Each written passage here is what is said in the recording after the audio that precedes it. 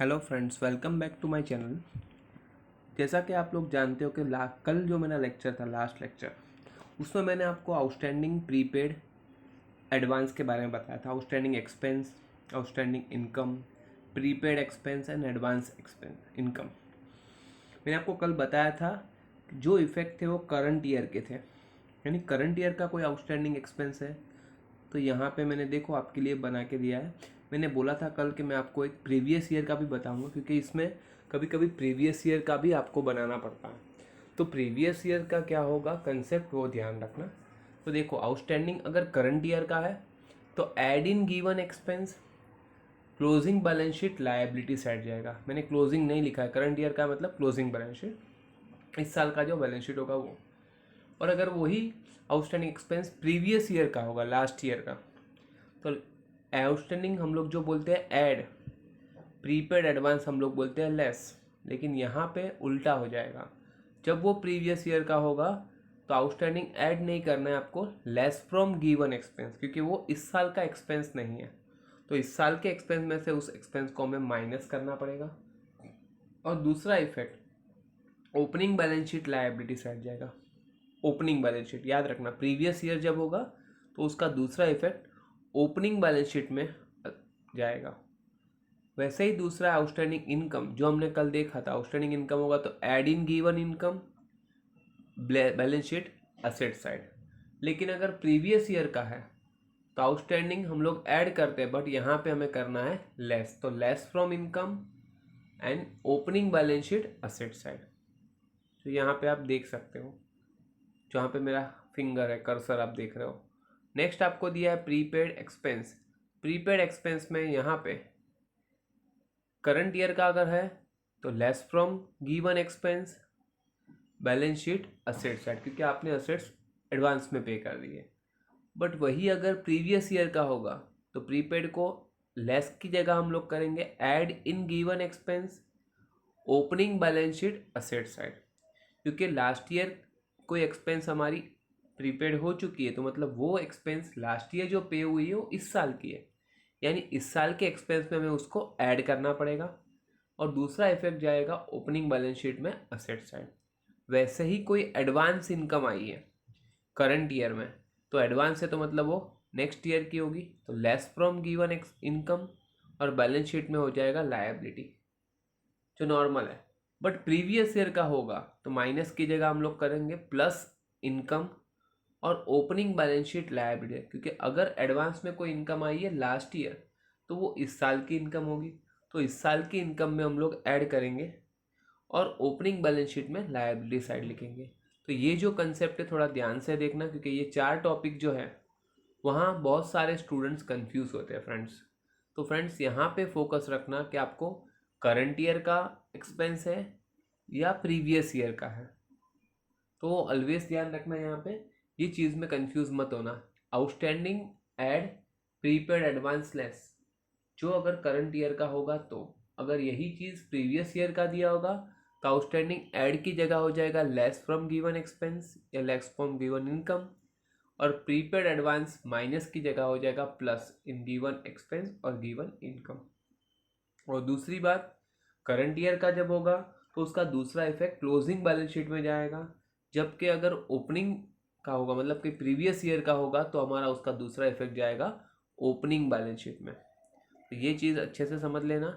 And still you have any difficulties तो please मुझे comment section में बता देना कि कहाँ पे कुछ डाउट है, तो मैं वापस से एक बार आपको एलोबरेट कर दूंगा। अदरवाइज आपके डाउट जो भी होंगे वो क्लैरिफाई कर दूंगा। ठीक है, now back to the main point. हम लोग वापस हमारे टेक्स्ट बुक में जाते हैं, वहाँ हम लोग जो कल हम लोग ने छोड़ा था जहाँ से एडजस्टमेंट, वहीं से मैं स्टार्ट करता हूँ। ओके, अब आप देख सकते हो टेक्स्ट बुक में हमारा फोर्थ पॉइंट से बाकी था।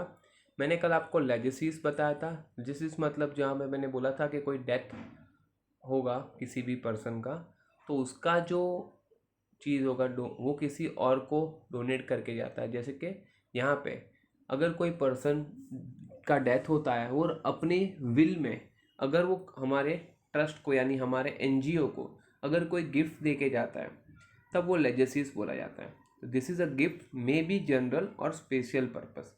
अब वो जो गिफ्ट दे के जाएगा, कभी कभी वो गिफ्ट जनरल पर्पस के लिए उसको ऐसे ही पैसे डोनेट कर दिए हमारे ट्रस्ट को, या कभी कभी वो गिफ्ट के टाइम स्पेशल पर्पस उसने डिस्क्लोज किया कि ये पैसा ये ट्रस्ट को जाएगा इस पर्पस के लिए।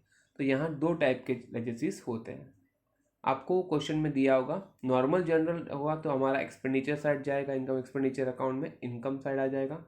लेकिन अगर स्पेशल पर्पस के लिए होगा तो जाएगा बैलेंस शीट में लायबिलिटी साइड, कैपिटल फंड में ऐड हो जाएगा। अगर स्पेशल पर्पस का होगा तो स्पेशल पर्पस के से, अदरवाइज कैपिटल में ऐड हो जाता है।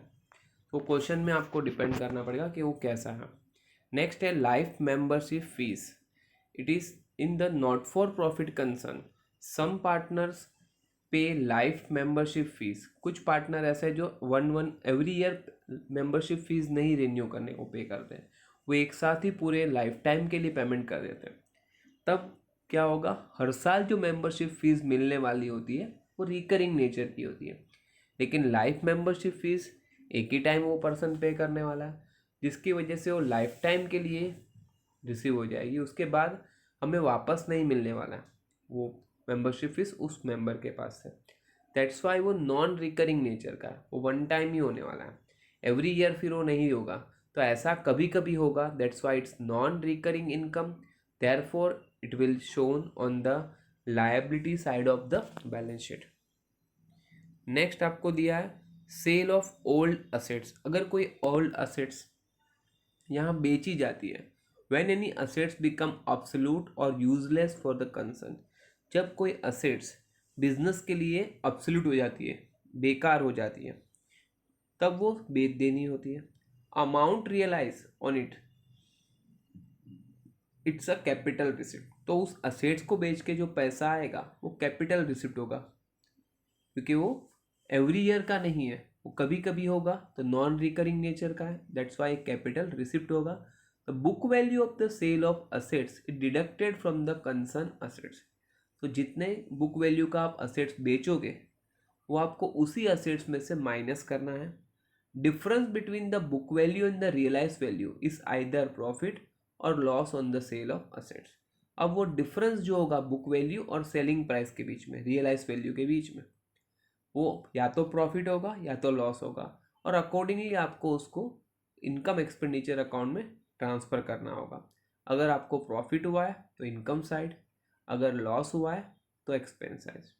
तो यहाँ पे जैसे कि एग्जांपल में दूंगा, जैसे मेरे पास बुक वैल्यू 12,000 का हम लोग ने फर्नीचर बेचा है at the book selling price of 13,000, यानी 12,000 का फर्नीचर आपने 13,000 में बेचा है, इसका मतलब आपको 1,000 का बेनिफिट हो रहा है। तो यहाँ पे 12,000 का जो फर्नीचर सेल हुआ है, तो 12,000 हम लोग माइनस करेंगे फर्नीचर से, क्योंकि 12,000 का बुक वैल्यू का फर्नीचर चला गया। अब पैसा रिसीव हुआ है 13,000, तो यहाँ पे जो 1,000 है वो आपको प्रॉफिट हुआ है, तो वो जाएगा इनकम एक्सपेंडिचर अकाउंट के इनकम साइड। तो इट इज़ वहाँ पे लिखा भी है fourth line, it is there is a profit should be shown in the income side of income expenditure account and if there is a loss. अगर मैं example दूँ, यही फर्नीचर 12,000 का है, मैंने 10,000 में बेचा, तो मतलब 2,000 का लॉस हुआ है, तो उसको मैं लिखूंगा expenditure side of the income expenditure account.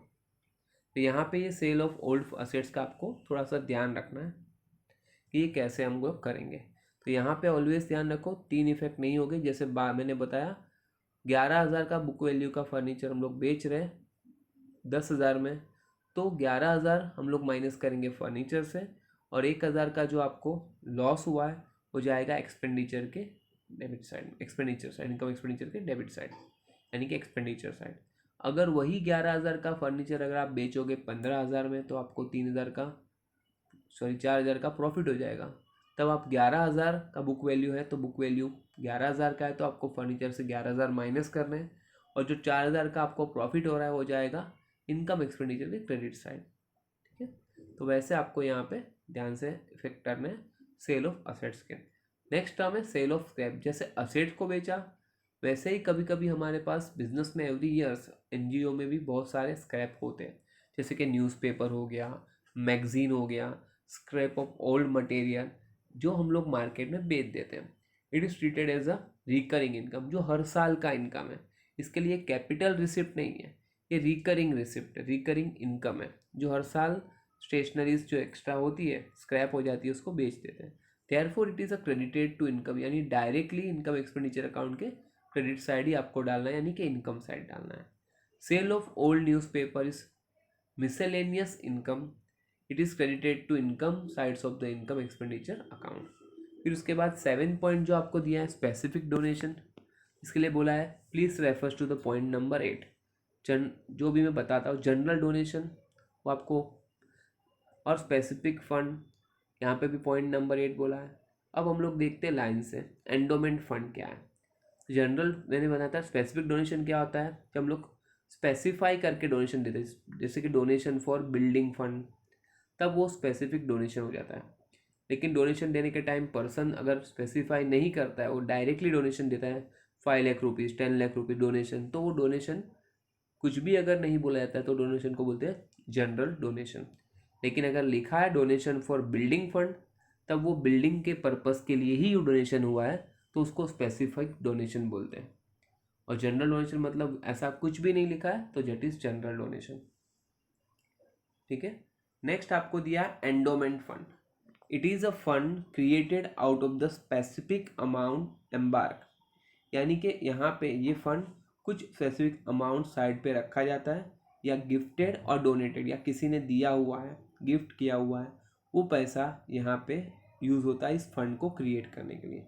The income of such this fund is specific income, it is shown the liability side of the balance sheet.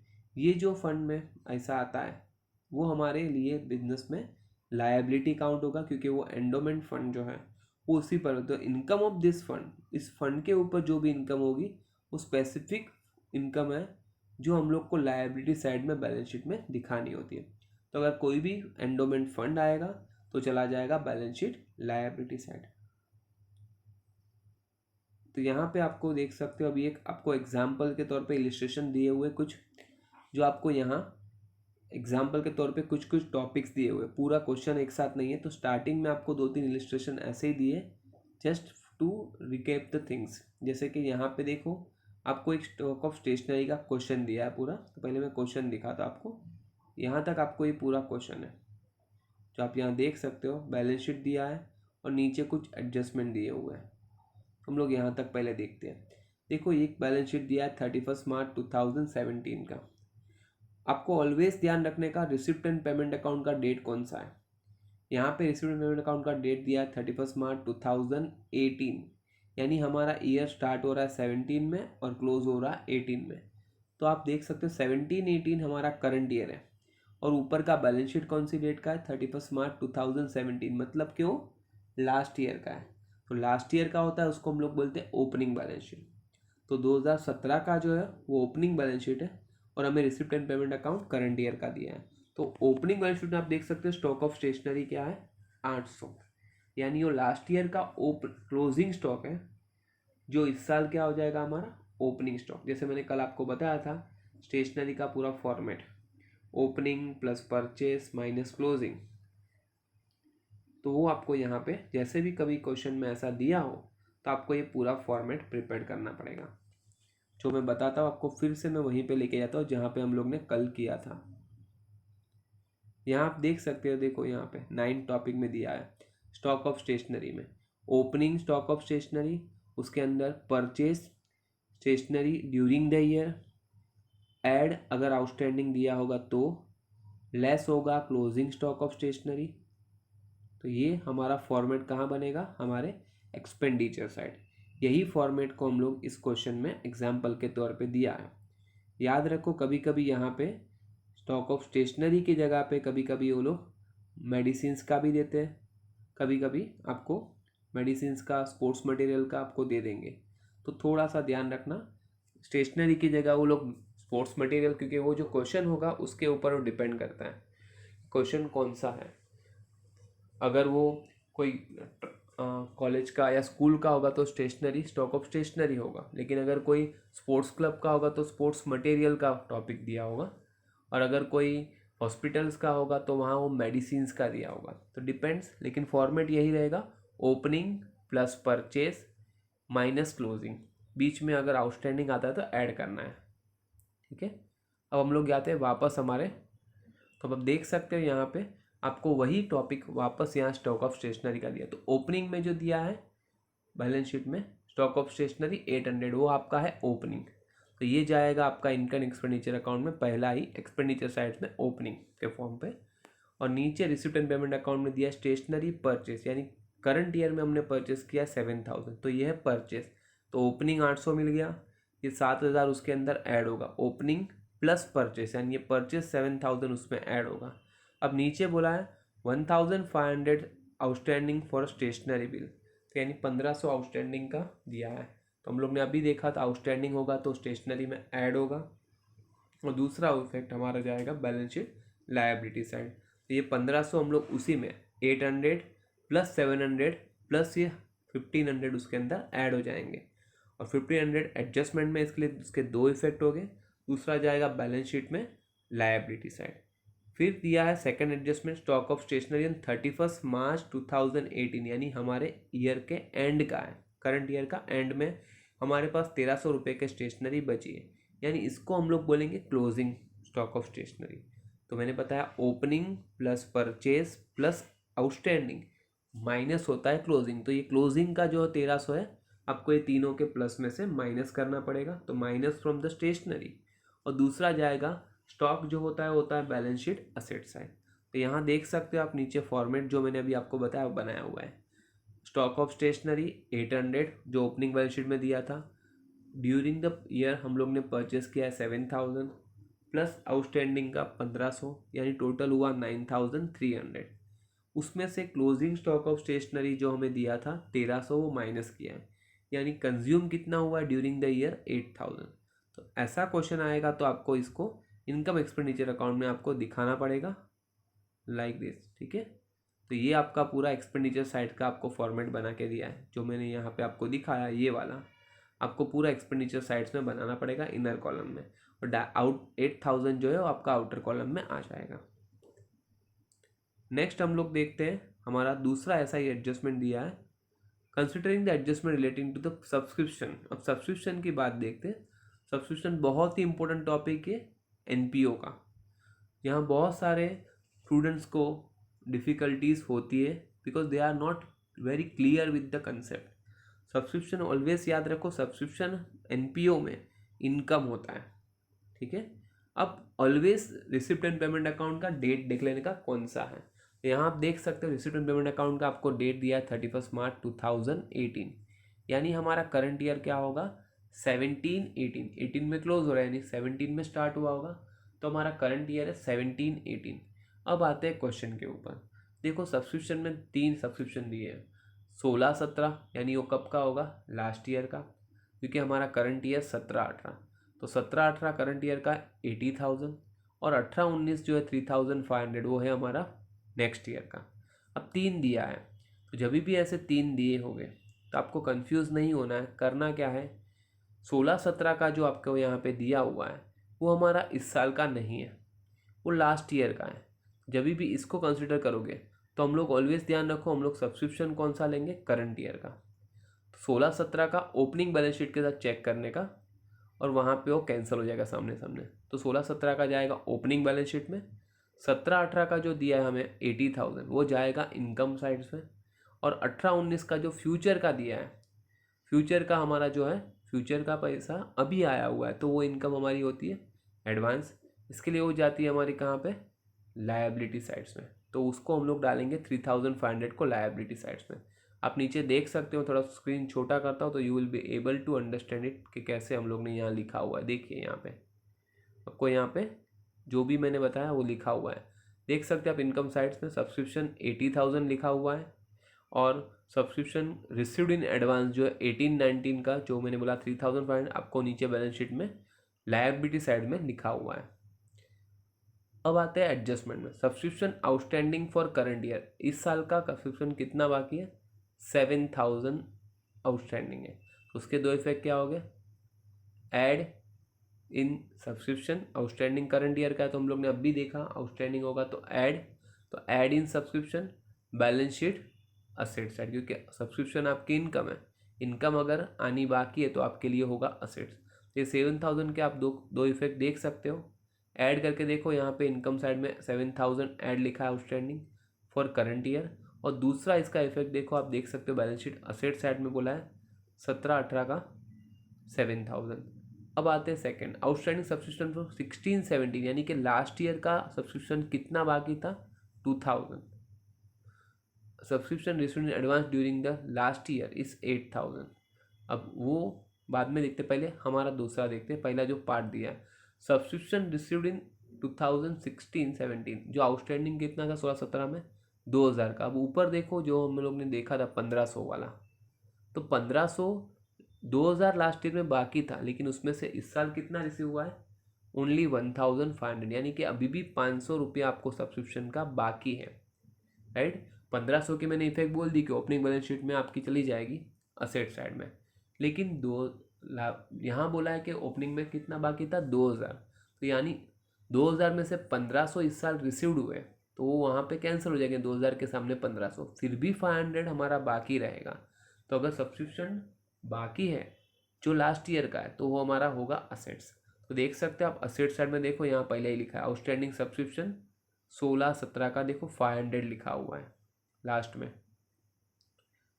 अब आते हैं उसके साथ में दूसरा दिया था subscription received in advance during the last year, मतलब कि लास्ट ईयर एडवांस में कितना आया था 8000। अब लास्ट ईयर एडवांस में आया था 8000, तो लास्ट ईयर का एडवांस होगा तो हम लोग ने देखा था ना अभी, एडवांस अगर लास्ट ईयर का होगा प्रीवियस ईयर का तो क्या होगा, माइनस की जगह हो जाएगा प्लस, तो प्लस इन सब्सक्रिप्शन करंट ईयर का सब्सक्रिप्शन में ऐड हो जाएगा और ओपनिंग बैलेंस शीट में जाएगा, ओपनिंग बैलेंस शीट में जाएगा वो लायबिलिटी साइड। तो ओपनिंग तो यहाँ पे बनाया नहीं है हमें, क्योंकि सिर्फ हम लोग करंट ही बना, क्लोजिंग का ही बना रहे हैं। दैट्स वाई एक ही इफेक्ट आप देख सकते हो कि इनकम साइड में देखो लिखा है subscription received in advance in a last year 8000, जो 80 के नीचे आपको ऐड करके दिखाया हुआ है। तो ऐसे आपको पूरा सिस्टम से क्वेश्चंस दिए होंगे, आपको अच्छे से समझ के सब्सक्रिप्शन का टॉपिक ध्यान रखना है। कभी भी आपको 3 साल का ऐसे दिया होगा तो आपको ऑलवेज देखने का ओपनिंग में कितना दिया है। सब्सक्रिप्शन देखो 16-17 का 1500 था, तो ओपनिंग बैलेंस शीट में कितना बोला था 2000, तो ऐसा कभी भी होगा तो 1500 दोनों जगह पे कैंसिल हो जाएगा और एक्स्ट्रा जो बाकी है वो जाएगा आपका directly balance sheet asset side. तो ऐसे आपको भाई ये सब बहुत ध्यान से करना पड़ेगा ये टॉपिक में। जैसे जैसे हम लोग आगे बढ़ेंगे you will comes to realise कि काफ़ी ईजी टॉपिक है, but it require more practice, because आप पहले टाइम ये कर रहे हैं एनपीओ। अब तक जो आप फाइनल अकाउंट एडमिशन रिटायरमेंट देखते थे वो हम लोग पहले से करते आए वैसे एडजस्टमेंट है। यहाँ थोड़ा सा हमें नॉन फॉर प्रॉफिट कंसर्न के हिसाब से सोचना है, मतलब कुछ एडजस्टमेंट ऐसे हो गए जो नए हैं आप लोग के लिए। तो मेक इट वेरी क्लियर, आप लोग इसका अच्छे से प्रैक्टिस करते रहना। तो if you make it daily practising अगर आप करोगे तो ये काफ़ी इजी टॉपिक जाएगा कंपेयर टू अदर चैप्टर्स। अगर आप अच्छे से प्रैक्टिस करोगे तो एनपीओ आपको हार्ड नहीं होगा। Make it very clear friends, ये मेरा वादा है आपसे। अगर आप अच्छे से करोगे तो एनपीओ आप स्मूथली अच्छे से उसके फुल मार्क्स ला सकते हो। एनपीओ में इतना ज़्यादा कुछ डिफ़िकल्ट नहीं है, but make every day 1 question. आप हर दिन प्रैक्टिस करना एनपीओ की। जब तक हमारा ये चल रहा है एवरी डे आप प्रैक्टिस करो और मेरे साथ आप टैली करते जाओ, मैच करते जाओ। विल कम्स टू रियलाइज़ कि आप इजीली चैप्टर सीख गए और आपको ये पूरा चैप्टर आ रहा है। ओके, अब आपको ये पूरा आज मैंने जो कितना करवाया हुआ है आगे का मैं आपको कल बताऊंगा। अगर किसी को कुछ भी डाउट होगा तो please write me in the comment section so that I can help you. और अगर आपको ये वीडियो अच्छा लगा है तो इसको लाइक शेयर और सब्सक्राइब कर देना और बेल आइकन पे क्लिक कर देना so that you will get my latest notification as and when I upload the videos. Thanks for watching. Bye for the day.